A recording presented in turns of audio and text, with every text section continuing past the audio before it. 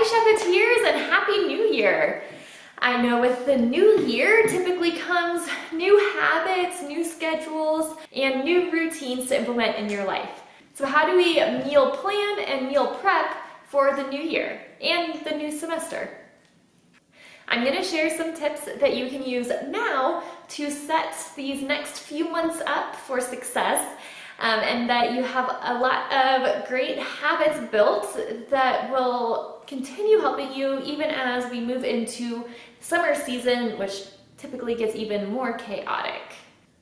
So I encourage you to take the time now with a fresh start to incorporate a few new habits into your meal planning, grocery shopping, and meal prepping routines, and then enjoy that sense of flow throughout the rest of the year.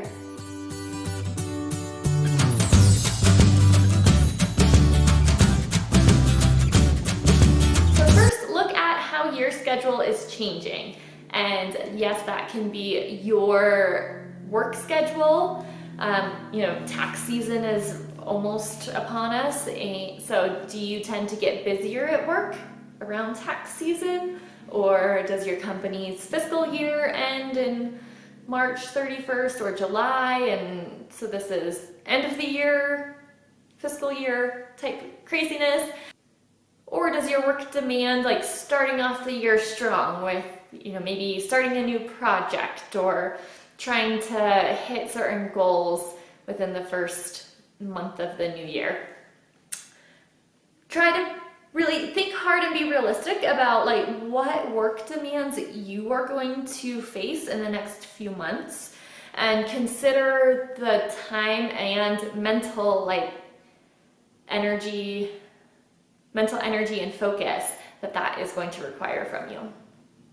And then of course your kids' school schedules are probably changing, and maybe they're still in school at the same times, but their classes are probably shifting around at least a little bit, not to mention extracurriculars. So I know these will continue changing as winter sports end and spring sports start, and then recitals popping up from time to time. So along with your work schedule changing, think about how your kids' extracurricular schedules will be changing and how you can actually find opportunities in those.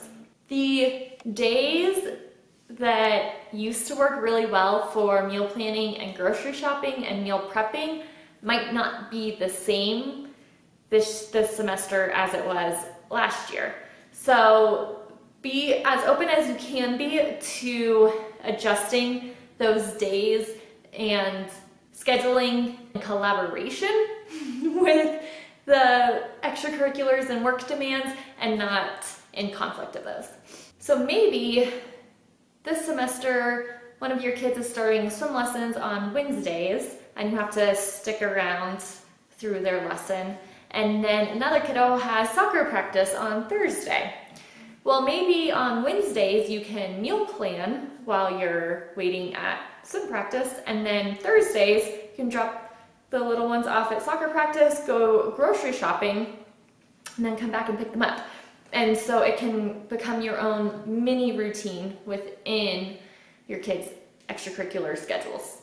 So as you look at how this new schedule for this semester is going to play out, think about what kind of habits you can begin to build into your schedule.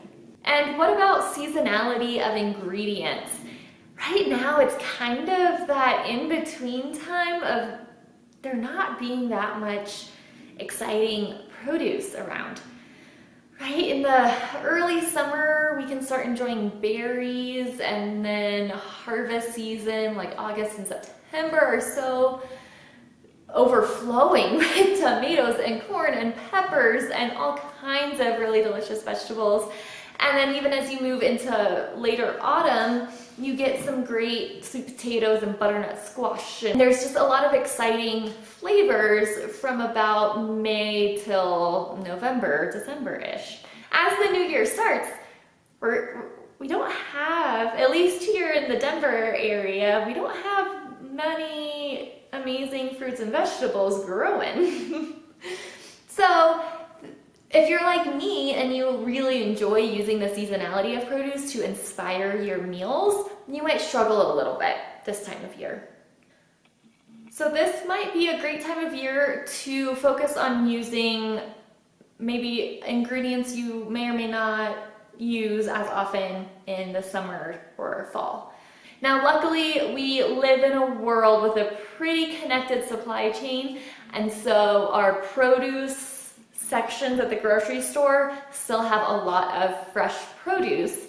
However, you'll find usually the fruit's not quite as juicy. Sometimes things are a little bit smaller and maybe not quite as flavorful. So you can definitely still find mushrooms, and I think that that's a really fun kind of like fresh produce type item to experiment with different meals this time of year. I love soups whenever it's snowing, so of course this is a great time of year to experiment with different soups and also pasta. So when you walk down the pasta aisle, there's like dozens of different shapes of pasta. And I think most of us tend to stick to the same 3, 4, 5, just because it's easy to grab and go. But I think sometimes it can just be fun to switch up the type of noodle that you're using in a meal. Depending on how maybe kid-friendly you want to make it, but there's some that are really cute little characters and things like that. So maybe take this opportunity to, a dish like pasta that you might kind of make fairly often, but how can you buy something a little bit unique to make it feel fun? And also, sauteed veggies are great with pasta. Like you can add eggplant or zucchini or tomatoes or peppers or anything like that in a pasta sauce and heat it up. And even if it's not the most flavorful zucchini you've ever had, you have a flavorful sauce. So it can be a great way to continue eating vegetables, even if the particular vegetables might be a little lackluster compared to July, like a zucchini in July. This is also a great opportunity to buy more frozen items. So again, some of that fresh produce might not be at the top of its game, but a lot of times frozen produce will have been picked and processed when it was ripe, and so you might actually find better flavors in some frozen fruits and vegetables. And also canned options too. And I know some people have this feeling as though maybe frozen or canned isn't as nutrient dense. There's still a lot of nutrients in there, so don't worry about that. Canned vegetables, they're still good for you. And as long as you like the flavor of them, then there's really no reason to not use them. And because you may be in a season of buying more frozen or canned or bulk items, maybe you could take this opportunity to go grocery shopping a little bit less. So if you are used to going grocery shopping 2 times a week, maybe you can cut that down to 1. If you usually go grocery shopping 1 time a week, maybe you can cut that down to once every other week. And this might be another great time to really utilize that club store membership that you might have, but you might not go there quite as often. So if you do decide to buy more bulk, be sure that you have enough space to store all of that. So before you even go to the grocery store on that big run, be sure to clean out anything that's not good anymore, organize your fridge and freezer and pantry, and if you need extra space to store food outside of the kitchen, I actually have some videos on kitchen organizing and we talk about that. So I'll link the organizing videos that talk the most about off-site storage and ways that you can store things out of the kitchen, but they don't go out of mind. They stay top of mind so that you actually eat it up. But if you don't have a ton of storage space, make sure that you've figured out where that stuff is going to go before you even go to the grocery store. Label everything. So make sure you label when you bought stuff, especially if it's going in the freezer.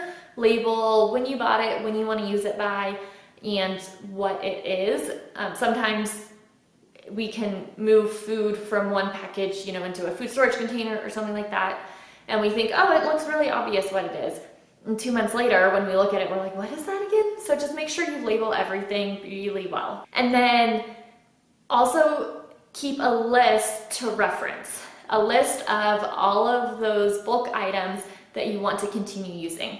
The reason why we want to write a list and post it somewhere visible, so whether that's the door of the refrigerator, the door of the pantry, or if you have like a home base for your family, like a cork board or chalkboard, we want it to be visible. That way we don't have to rummage through the freezer or the pantry to remember what we have.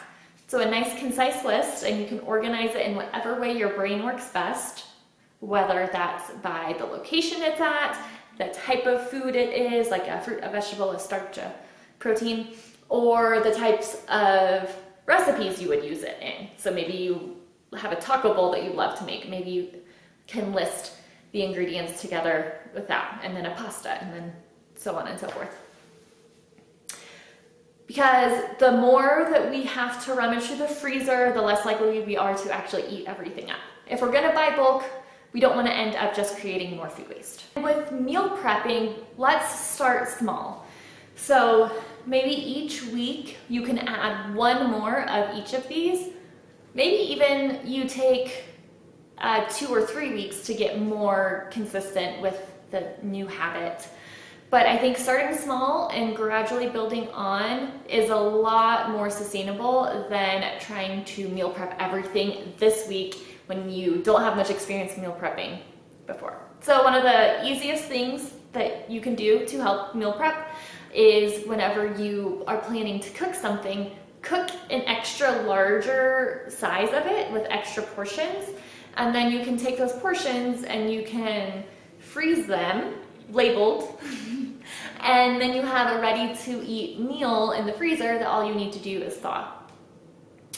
And another really easy one is just washing and dicing, peeling, portioning your fruits and vegetables when you get them home, because it's a lot easier to reach in and grab like some slices of pear than to have to wash a pear and slice it up and then eat it.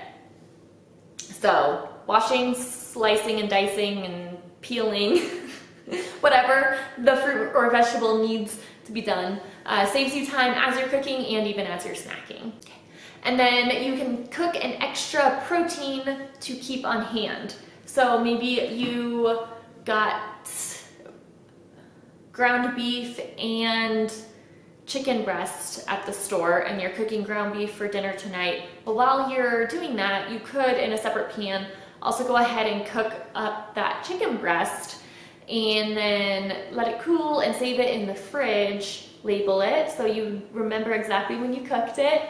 But then if you need chicken for a lunch or dinner the next day, it's already cooked. So now you just have to reheat it in whatever meal you're going to use it in. Now, of course, there are times when this won't exactly work. So if you're like breading and frying that chicken breast, you're gonna wanna do that the day of. And also fish can be really difficult to cook ahead of time, but there's still plenty of opportunities where you could cook extra protein and then save it. And because a lot of times that is one of the most time-consuming parts of preparing dinner. And then you can start pairing your cooking tasks based on the appliance that you're using. So if you're already boiling pasta on the stove and you need beans in a recipe later in the week, go ahead and simmer some beans too. You're right there, so it's going to be easy for you to keep an eye on both of those items. And then later in the week, your beans are already ready to go, so you don't have to do anything then.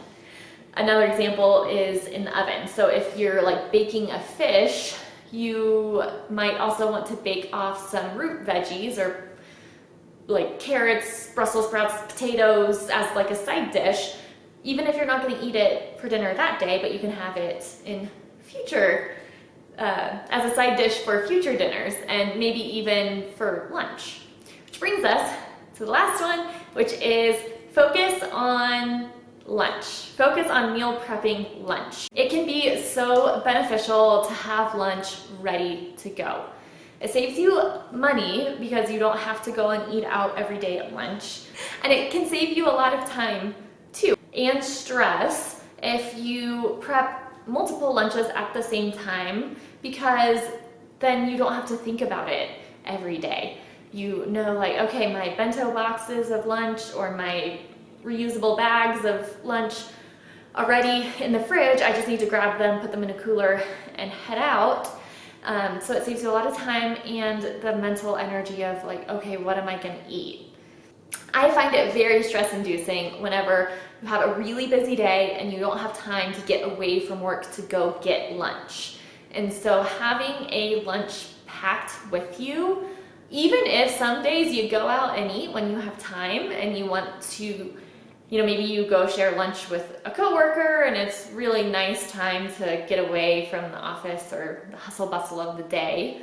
There are going to be days when that's not possible. And for those days, you have that meal with you. So if you barely have enough time to step away from your desk, or maybe you're just eating and working, at least you have something there to eat, so you're not going to be hungry and exhausted, just completely depleted by the time you leave work. So really, meal planning and meal prepping is a lot of habits forming. Establishing a routine that works well for you and incorporating those habits day in and day out. That way you can put a lot less actual mental energy and focus on something, because it's a habit now. You just do it without really thinking about it. And so, of course, that doesn't come out of nowhere. We've got to take time to build those habits. And one of my favorite ways of doing that is a habit sandwich. And so what a habit sandwich is just like a cute, yummy way of saying like habit stacking or habit hooking, like a fish hook. I've heard it many ways. I like sandwiches though, so habit sandwiching. And my favorite way to do this is whenever I have two somewhat related tasks that are important because we want to establish them as a habit, but maybe not the most important. I like using those as bread slices around a pretty important task in the middle. So for example, maybe taking out the trash, that's a pretty important habit. It's all up in your face if it doesn't happen, right? You gotta take the trash out at some point. So with our new habit sandwich, we can, before we take the trash out, go ahead and look through the fridge and see if any food has spoiled. If it has, then we, throw it out, and then we take the trash out. And then when we come back, as we've been looking for those ingredients or foods that might have spoiled, we've probably come across a couple things that are a little bit questionable. And we said, all right, we gotta eat them as soon as possible or else they're gonna go bad. So make a list somewhere that is highly visible of these are the things to eat in the next day or two, right? So that taking out the trash habit, we've put bread slices before and after it, and that will help us with our meal planning and our meal prep, because as we're practicing the meal prepping part, we'll see maybe we are prepping too much ahead of time and we're letting things go to waste. So how do we either prep less or remember to eat everything that we have prepped? And also with meal planning, having that list of things that we need to eat up soon will help us as we look at our plan to say, all right, this has to fit in here, so then should I move something else around? Or maybe we're ready to build next week's plan, and so we start right away. That first day is, all right, we're eating up all of this stuff. Another way that you can use habit sandwiching is if you have one really important to you habit that you want to start incorporating, then you can put that in the middle of two very established habits that you already have. It's taking two existing habits and smushing a new one in the middle. That way you're going to get used to doing that one in between these other two habits that you're already used to doing. For example, maybe it is emptying the dishwasher and sweeping the floor. Well, maybe you've experienced really busy days on the go and you wish you had snacks with you, but you never really have anything ready for it. And by the time you're running out the door for your busy day, you don't really have time to prepare those snacks. So a habit you want to start implementing is having super quick, easy, ready to grab snacks that you can carry with you throughout the day. That way, if you get hungry, you have a solution right there with you. Because if you don't have that, you might be spending too much money on buying food out and about, or maybe you don't even have time to go get food, so you just end up getting really hungry and not feeling good. So we can take the emptying the dishwasher, and then right after that, we prepare a snack or a few snacks at the same time to have ready to grab and go. And then lastly, then we'll sweep the kitchen floor. So by habit sandwiching, you're already taking a habit that exists in your life and you're smushing something else in the middle of it, or sandwiching the outside with some new pieces of bread. But this should help you be able to get in the flow of that habit a lot quicker and with a little bit less mental load on the front end. And once the habit is established, you'll have very little mental load.